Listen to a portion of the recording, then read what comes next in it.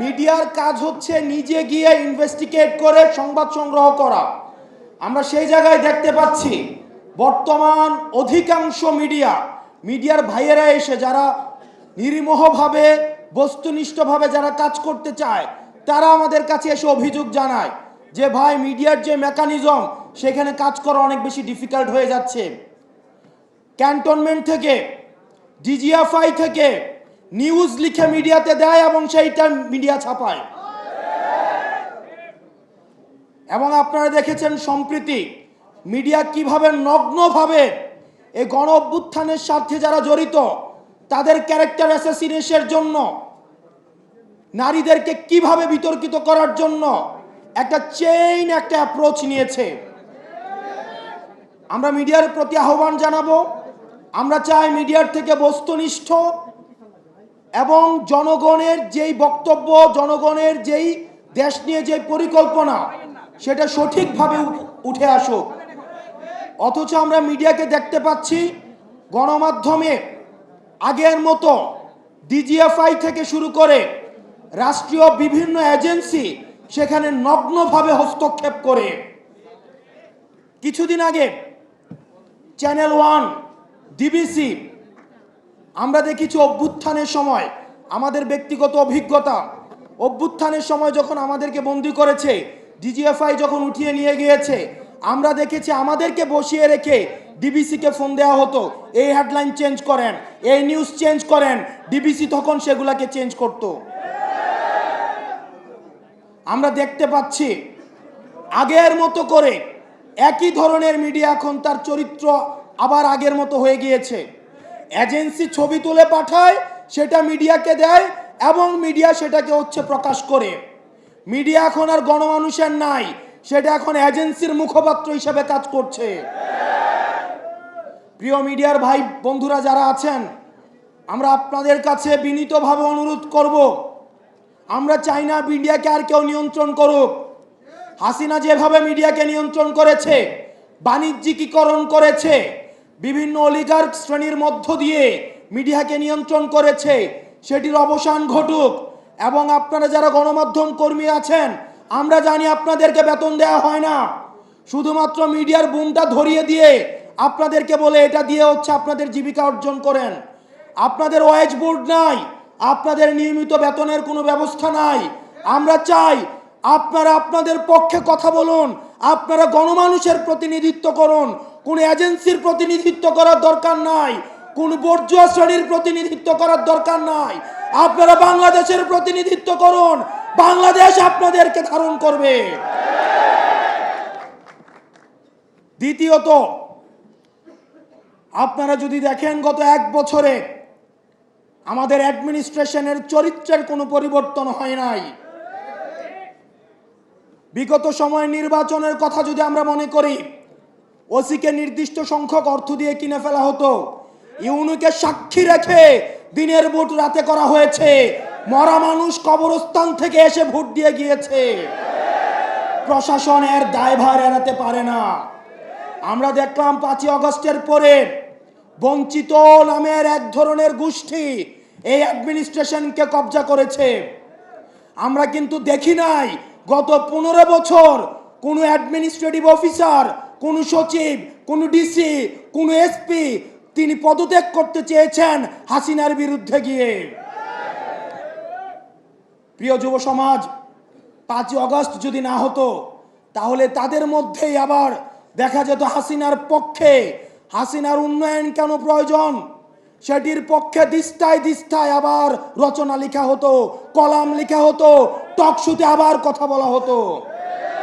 আমরা একটি নির্বাচনের গণতান্ত্রিক উত্তরণের জন্য নির্বাচনের দিকে যে যাচ্ছে, সেটির আগে অ্যাডমিনিস্ট্রেশন সংস্কার করে আমরা এই ব্যুরোক্রেটদের আমরা ভূমিকা সম্পর্ক নিশ্চিত হতে চাই।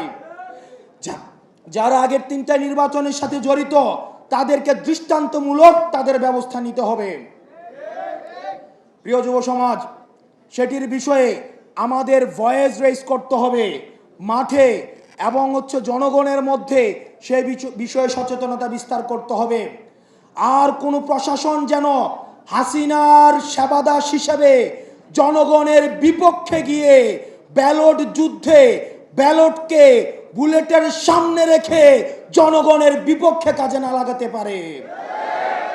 আমরা দেখেছি বুলেট দিয়ে ব্যালটকে নিয়ন্ত্রণ করা হয়েছে।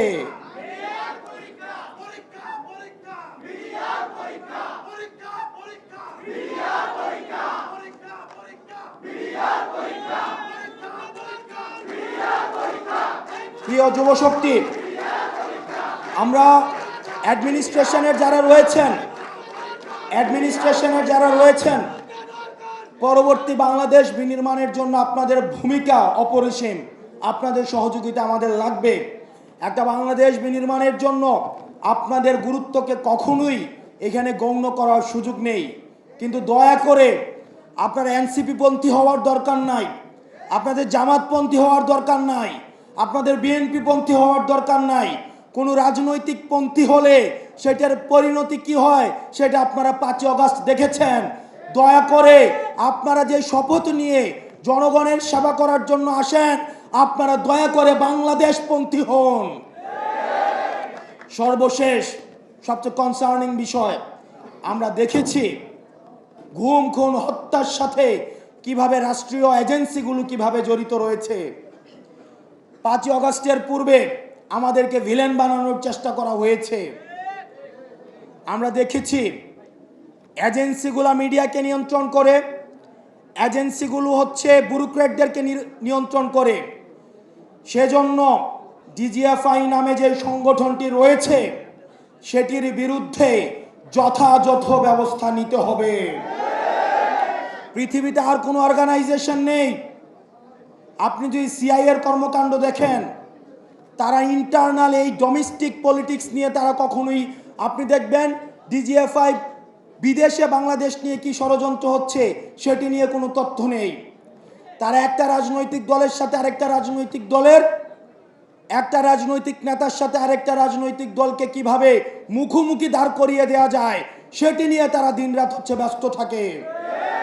আমরা বলবো আপনারা আপনাদের কাজ করেন।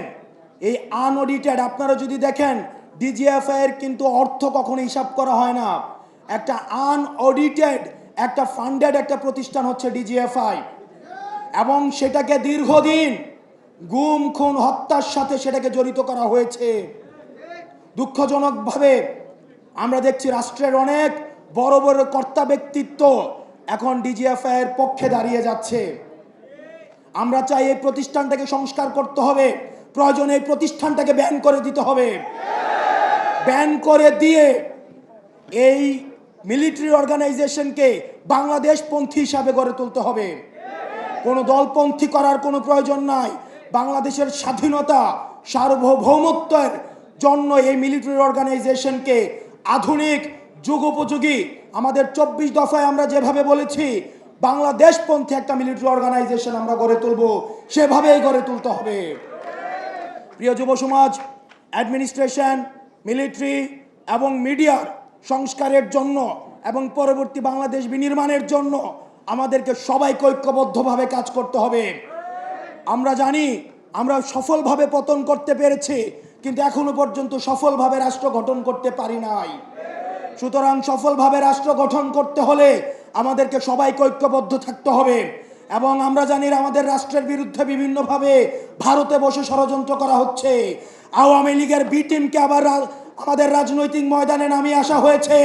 আওয়ামী লীগকে আমরা যেভাবে প্রতিরোধ করেছি ঠিক একইভাবে আওয়ামী লীগের বি টিম যে নামে রাস্তায় নামুক না কেন আমরা তাকে প্রতিরোধ করব।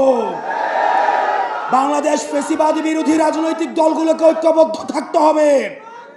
এখানে জাতীয়তাবাদী শক্তির যে রাজনৈতিক দলে এনি ভাই এখানে উপস্থিত রয়েছেন, জামাতে ইসলামের নেতৃবৃন্দ এখানে উপস্থিত রয়েছেন। বাংলাদেশের পরবর্তী বাংলাদেশ বিনির্মাণের জন্য ফ্যাসিবাদ বিরোধী রাজনৈতিক দলকে ঐক্যবদ্ধভাবে থাকতে হবে, নতুবা সেটির সুযোগ নিবে আওয়ামী লীগ, সেটির সুযোগ নিবে XYZ নামে আওয়ামী লীগের বি টিম। এবং আমার কাছে প্রশ্ন, ফ্যাসিবাদ বিরোধী রাজনৈতিক দলগুলো যেহেতু এখানে আছে, 5 আগস্ট পরবর্তী সময়ে যারা আওয়ামী লীগের নির্বাচনগুলোকে বৈধতা দিয়েছে সেই মুনাফেক জাতীয় পার্টি কিভাবে মাঠে এসে হুঙ্কার দেয়? আমরা দেখতে পাচ্ছি আবার জাতীয় পার্টি দিয়ে ভারত থেকে আওয়ামী পুনর্বাসনের আবার ছক করা হচ্ছে। আমাদের সেটির বিরুদ্ধে গণতান্ত্রিকভাবে আন্দোলন গড়ে তুলতে হবে।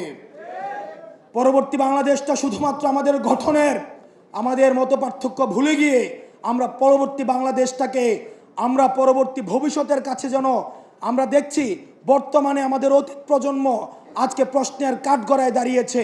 ঠিক একইভাবে আমরা যদি 90-এর মতো ব্যর্থ হই, আমরা যদি 71 পরবর্তী প্রজন্মের মতো ব্যর্থ হই, তাহলে এই 24 প্রজন্ম ভবিষ্যতের প্রজন্মের কাছে আমরা প্রশ্নবিদ্ধ হব।